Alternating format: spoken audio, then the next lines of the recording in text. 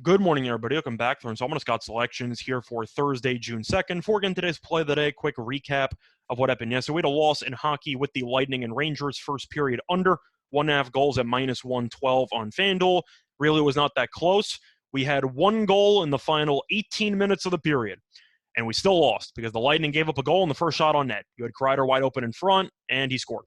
The issue that I guess we ran into is the fact that the Lightning were so good defensively in the last series, but they ended that series so long ago that Tampa came out extremely flat. They came out extremely sloppy, and the defense was definitely not up to par, and New York took advantage of it. So the game was a little bit more, I'd say, opened up in the first 20 minutes, and as a result, we picked up a loss there. We'll look for a bounce-back winner here on Thursday. And for the play of the day, we're going to go to Game 1 of the NBA Finals, which is finally starting between the Warriors and the Celtics, taking place at around 9 p.m.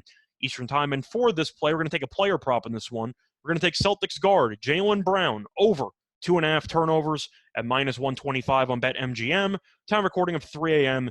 Eastern Time. Couple reasons why I like the over in turnovers here for Brown. First reason, as the playoffs have progressed, he's become significantly more turnover prone. He's recorded at least 4 turnovers in 4 of the last 5 games.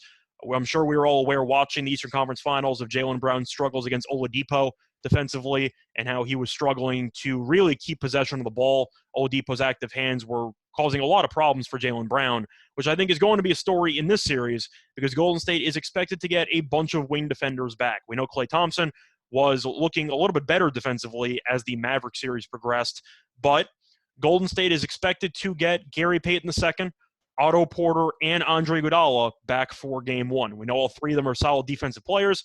Gary Payton II might be a top 5 wing defender in the league, or perimeter defender in the league, and I do expect Gary Payton II to be matched up on Brown a decent amount in this game. Now, the main reasons why, Tatum, we know, has a little bit too much size for Payton, and with Brown's issues with his handle, I do expect Gary Payton to really pressure him and to force him to put the ball on the floor, which is a bit of a slippery slope for Jaylen Brown in the playoffs up to this point.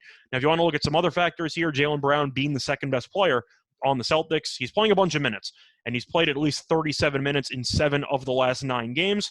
A couple of exceptions were blowout games where Boston was up or down by a bunch, so he got some early rest. But the point is, Brown's probably going to end up playing 37-plus minutes in this one, and I do expect him to have the ball in his hands a lot, and I expect him to turn it over a lot against this elite defense. Plus, Golden State has been very good at forcing turnovers all season long.